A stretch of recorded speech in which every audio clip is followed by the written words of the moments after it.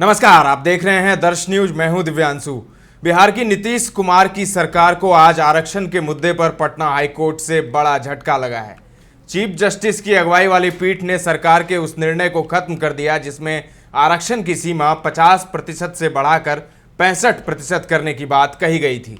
RJD के साथ गठबंधन में रहते हुए नीतीश कुमार ने जाति आधारित गणना कराने के बाद यह फैसला किया था। हाईकोर्ट से भले ही झटका लगा है, लेकिन सरकार के पास अभी भी अपने इस फैसले को बरकरार रखने का मौका है। हालांकि इसके लिए उसे केंद्र सरकार के समर्थन की दरकार होगी।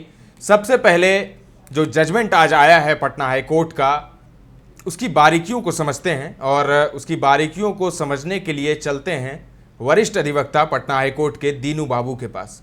सुनिए दीनू बाबू ने क्या कुछ कहा है इस निर्णय पर, इस जजमेंट पर। जजमेंट की बारीकियों को वो बता रहे हैं, सुन लीजिए। बिहार सरकार बिहार रिजर्वेशन एक्ट 1991 के सेक्शन 4 में अमेंडमेंट करते हुए पहले जो आरक्षण 50% था उसको बढ़ाकर उन्हें 65% कर दिया था। उसका मूल कारण था कि बिहार में जो कास्ट में सर्वे हुआ था उसमें जो बैकवर्ड और SC/ST का संख्या कहा गया था कि करीब 75% है, इसलिए न्याय हित में इनका रिजर्वेशन 50% से 65% कर दिया गया और 35% के लिए कहा गया कि इसमें general category, SC, ST, BC, EBC सारे कैंडिडेट अपीयर करेंगे और योग्यता के अनुसार बहाल होंगे। हम लोग का मुख्य बात था कि जब सुप्रीम कोर्ट से इंदिरा साहनी केस में, एम राग केस में स्पष्ट हो गया है कि आप 50% से ज़्यादा रिजर्वेशन नहीं दे सकते हैं, तो एक तरह से जो इस एक्ट में अमेंडमेंट करके जो एक्सीड किए 50% से, एक तरह सुप्रीम कोर्ट के जजमेंट के विपरीत है। यहाँ तक कि जो सुप्रीम कोर्ट से निर्णय हो चुका है कि भारत सरकार ने जो 10% EWS का रिजर्वेशन दिया था, आप एक तरह से जो एक्ट में अमेंडमेंट किए वो भी खत्म कर दिए, क्योंकि बिहार सरकार का गजट नोटिफिकेशन जो 21 नवंबर 2023 का है उसमें EWS का कोई चर्चा नहीं है, बल्कि जो 10% जो होता है उसमें सारे कैंडिडेट आ जाएंगे। तो जो एक्ट बना था आर्टिकल 16 7 15 का जो अमेंडमेंट हुआ था उसको भी आपने वायलेट किया है। और कभी भी रिजर्वेशन पॉपुलेशन के आधार पर नहीं दिया जाता है। इंदिरा साहनी केस में इस तरह का बात नहीं था, तो इंदिरा साहनी जजमेंट के विपरीत आप जाकर के इस तरह का जजमेंट दिए हैं। तो इन बातों को देखते हुए ऑनरेबल हाईकोर्ट ने आज बिहार सरकार के द्वारा जो अमेंडमेंट करके जो 50% से 65% रिजर्वेशन दिया गया था उसको रद्द कर दिया और उन्होंने स्पष्ट किया कि बिहार सरकार का निर्णय unconstitutional, illegal and bad in law है। बिहार सरकार की ओर से क्या तय कर बिहार सरकार की ओर से क्या तय कर बिहार सरकार से कहना था कि जो बिहार में गरीबी है और जो जनसंख्या है बैकवर्ड का, EBC का, SC/ST का, वो करीब 75% है और उसके प्रोपोर्शनेट हम केवल 65% रिजर्वेशन दे रहे हैं, इसलिए जस्टिफाइड है।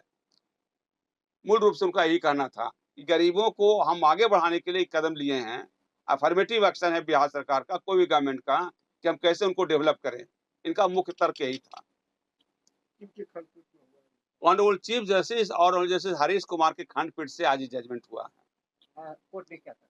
कोर्ट ने कहा कि बिहार सरकार के द्वारा जो नोटिफिकेशन लाया गया था, जो रिजर्वेशन बढ़ाया गया है 50 से 65, वह अनकॉन्स्टिट्यूशनल है, इलीगल है, आर्टिकल 14 का वायलेशन है।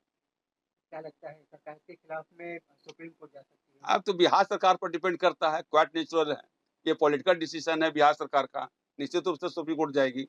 आपका अनुभव क्या कहता है, क्या संभावनाएं हो सकती है आगे?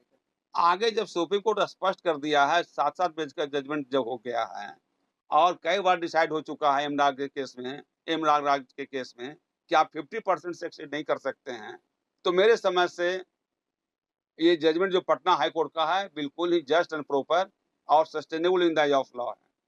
इस सुप्रीम कोर्ट इसे इंटरफेयर नहीं करेगी, मेरा अपना मत है।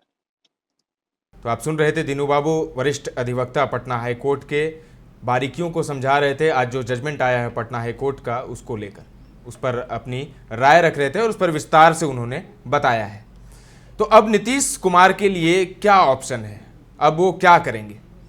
तो एक ऑप्शन तो उनके पास है कि केंद्र के पाले में वो गेंद फेंक सकते हैं। नीतीश सरकार को पटना हाईकोर्ट से झटका लगा है, तो उसके पास केंद्र सरकार के पाले में गेंद फेंकने का मौका बचा हुआ है।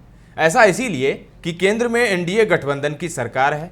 इस नई सरकार में नीतीश कुमार की भूमिका भी अहम है, क्योंकि उनके 12 सांसद चुनाव जीत कर आए थे।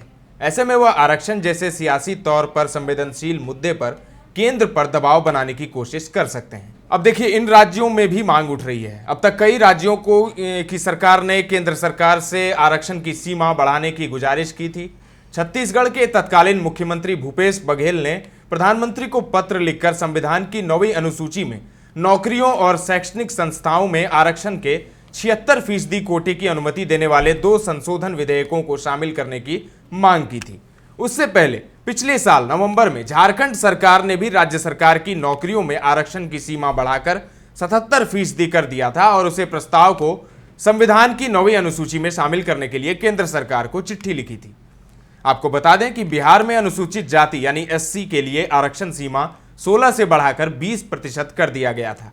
इसके अलावा अनुसूचित जनजाति जो कि एसटी हैं, उनके लिए 1 से बढ़ाकर 2%, अत्यंत पिछड़ी जाति यानी ईबीसी के लिए 18 से बढ़ाकर 25% और अन्य पिछड़ा वर्ग यानी ओबीसी के लिए 15 से बढ़ाकर 18% कर दिया गया था। इस तरह बिहार में जाति आधारित आरक्षण की कुल मात्रा 50 से बढ़कर 65% हो गई थी। हाईकोर्ट के आज के फैसले के बाद बिहार में अब पुराने तरीके से आरक्षण की सुविधा मिलेगी।